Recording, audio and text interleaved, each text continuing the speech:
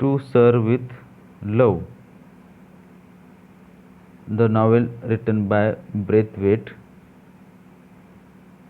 We have learnt already the theme, means central idea of this novel, synopsis of the novel. Student-teacher relationship, prejudice, and racism are the major themes of this novel. Braithwaite gets job as a teacher in a school, Greenslade School of London. In the synopsis of novel, we came to know about what is given in the chapter of novel 17. It is about how the teacher changed the rude, ill manner and indisciplined students into good manner and knowledgeable, and he observed the excellency of the student while preparing the report on the day of half yearly report of the students council. Now in this chapter 17, To Serve with Love, we are going to learn detail what exactly happened in this chapter. So you just go through this chapter, means you read yourself. I will directly explain it in Marathi. It will be easy to understand you. आपण to serve with लव विषयी theme, synopsis हे पाहिलेलं आहे की ह्याची महत्त्वाची theme आहे student teacher relationship ह्या चॅप्टर नंबर 17मध्ये. आणि ओव्हरऑल पूर्ण नॉवेलमधली जी थीम आहे प्रेजुडाईस आणि रेसिझम, वंशवाद. ओके, जे भेदभाव असतो व्हाईट आणि ब्लॅक पीपलमधला, तो ही महत्त्वाची थीम आहे. आणि कशा पद्धतीनं ब्रेथवेट हा नोकरी, शिक्षकाची नोकरी जॉईन होतो एका स्कूलमध्ये. तिथे त्याला उद्धट आणि बेशिस्त मुलं भेटतात, त्यांना भरपूर त्रास देतात आणि ह्याच बेशिस्त मुलामध्ये तो कशा पद्धतीने परिवर्तन करून आणतो. आणि तो त्या दिवशी त्याला परिवर्तन दिसतं ज्यावेळेस त्या हाफ इयरली रिपोर्ट सादरीकरण करतात. त्यावेळेस ते टॅलेंट, नॉलेज, कॉन्फिडन्स त्यांना दिसतं आणि त्यांना त्यांचा आनंद वाटतो किंवा अभिमान देखील वाटतो. तर आपण ह्या 17 चॅप्टरमध्ये डायरेक्ट मराठीमध्ये तुम्हाला एक्सप्लेन करून सांगतो, तुम्ही ते रीड करून घ्या. Okay. 15 November, the half yearly report of students council. हा दिवस ग्रीनस्लेड ह्या शाळेच्या कॅलेंडरमधील अतिशय महत्त्वाचा दिवस मानला जातो. लेखक सांगतात की ह्या सोहळ्याविषयी त्यांनी देखील ऐकले होते आणि म्हणून ते देखील मुलासारखेच खूप एक्सायटेड असतात. जसा हा दिवस जवळ येतो एक्साइटमेंट त्यांची वाढते. हा दिवस पूर्णतः मुलांचा असतो. तेच ह्या दिवसाचे आयोजन करतात, सादरीकरण करतात आणि पूर्णतः नियंत्रण देखील तेच करतात. लेखक त्यांचं निरीक्षण करतो की कशा पद्धतीने ते त्या दिवसाची तयारी करतात. ओके. त्यांचं क्लासची मुलं जे असतात कशा पद्धतीने ते कार्य करत असतात, पूर्ण तयारी करत असतात. त्यांना अभिमान वाटतो. त्यांचा जो बिझनेस दृष्टिकोन आहे आणि जे टास्क कशा पद्धतीने ते एकमेकांना ते सोपवतात की ज्याप्रमाणे त्यांचा प्रोग्राम अजून उठावदार होईल ह्याची ती तयारी करत असतात. ते विद्यार्थी आपले जे त्यांचे मेंबर असतात, सदस्य असतात, त्यांच्यासोबत काहीतरी पुटपुटत असतात, बोलत असतात. कशा पद्धतीने ते बोलतात, कशा पद्धतीने ते नियोजन करतात. त्या दिवशी शाळेतील असेंब्ली नसती, शाळेतील असेंब्ली त्यावेळेस नसती. त्या दिवशी सारी मुले चांगली स्वच्छ ड्रेस आणि पॉलिश केलेले बूट घालून शाळेत आलेले असतात. मिस जोसेफ आणि डेनहॅम हे 2 मुलं जे प्रतिनिधी असतात त्या लेखकांच्या वर्गाची, तेच हे 2 मुलं त्या कार्यक्रमाचे सूत्रधार असतात. आपल्या सहकार्यासोबत खात्री करून घेतात की आता आपण तयारी केली का नाही. सकाळी 10 वाजलेले असतात आणि शाळेची घंटा वाजली. जशी शाळेची घंटा वाजली सगळेच मुलं शाळेतील ऑडिटोरियममध्ये धावतात आणि एकत्र बसण्यासाठी त्यांच्या वर्गाप्रमाणे ते एकत्र बसतात, विराजमान होतात. मिस जोसेफ आणि डेनहॅम ही 2 सिनियर स्टुडंट स्टेजवर बसले असतात.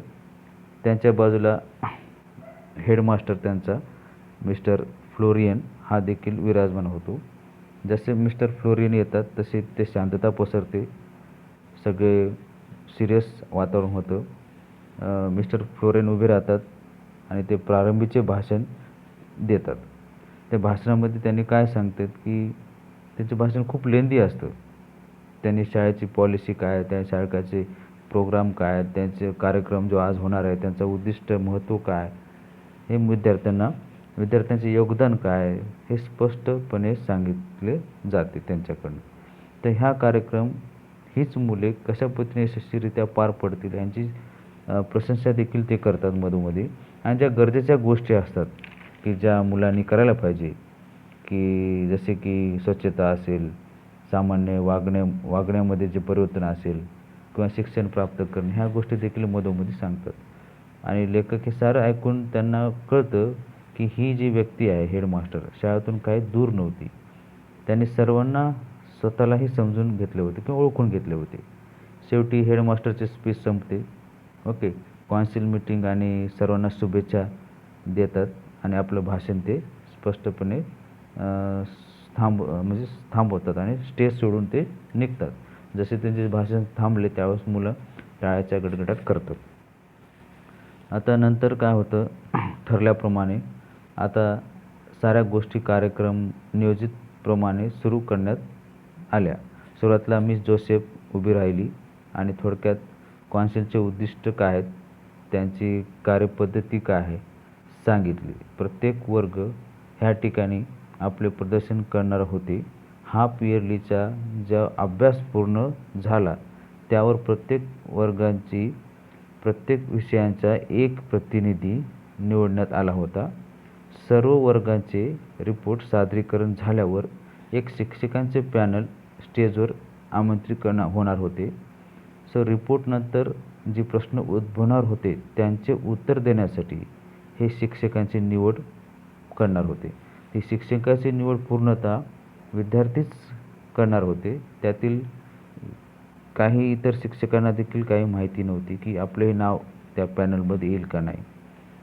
सर्वात छोट्या वर्गापासून रिपोर्ट सादरीकरणास सुरुवात होते आणि छोट्या वर्गातली मुलं हे नवीन असतात आणि म्हणून ते थोडे लाजाळू किंवा स्टेज डेअरिंग नसल्यामुळे ते बोलतील का नाही असं त्यांना वाटतं. परंतु ही मुलं त्यांचे रिपोर्ट पूर्णतः योग्य पद्धतीने सादर करतात.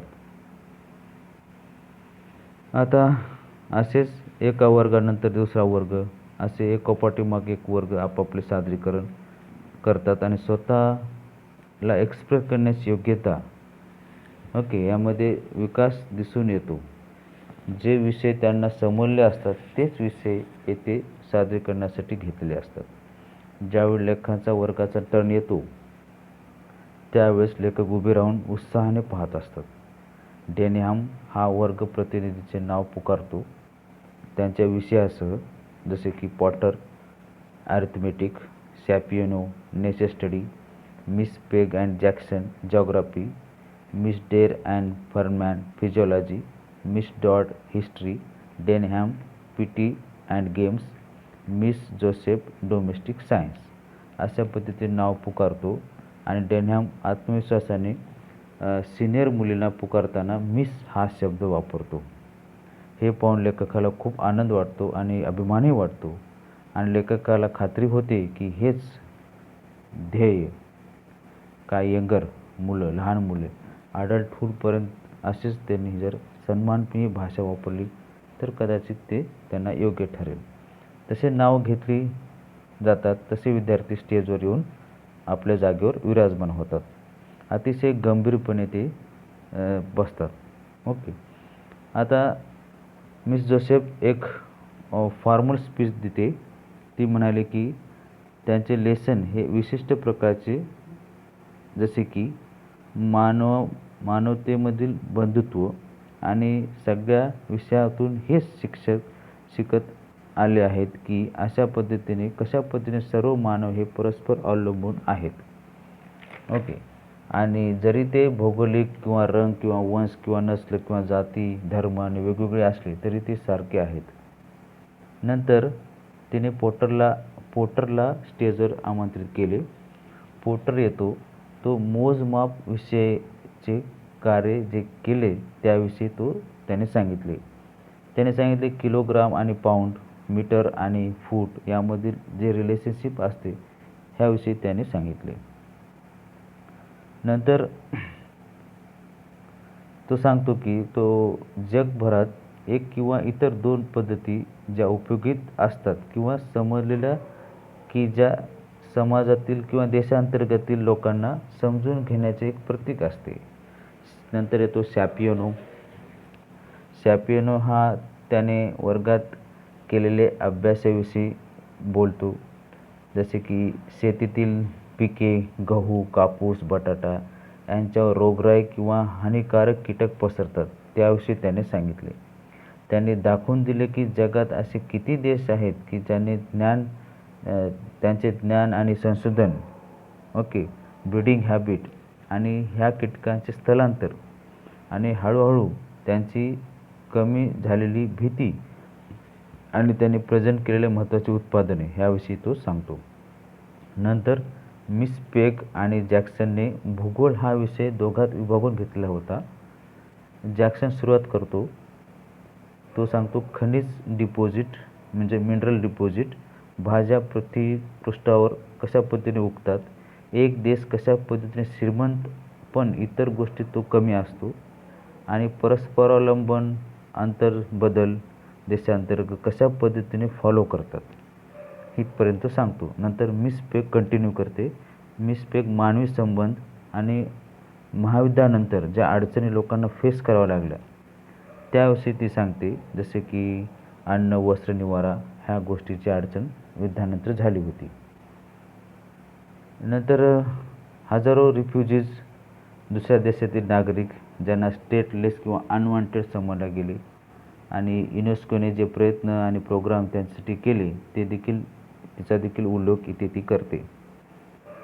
आता फरमानकडे एक ट्रम्प कार्ड होते.